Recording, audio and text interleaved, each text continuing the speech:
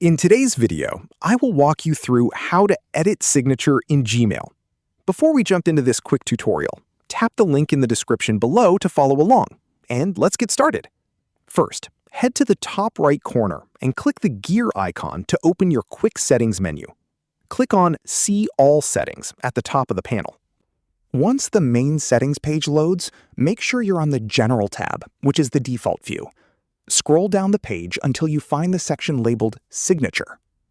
Here, you'll see a list of any signatures you've already created, or you can create one. Click inside the text box of the signature you want to change. From here, you can highlight text to update your job title, fix phone numbers, or completely rewrite your bio. Use the built-in toolbar right above the box to adjust text formatting, change font sizes, or add colors. Before you wrap up, look just below the signature box at the Signature Defaults section. Make sure your updated signature is selected for new emails and replies or forwards. Once you're happy with how it looks, scroll all the way down to the bottom of the settings page and click the big Save Changes button. If you skip this step, your edits won't apply. And that's it. Your new signature is locked in and ready to go.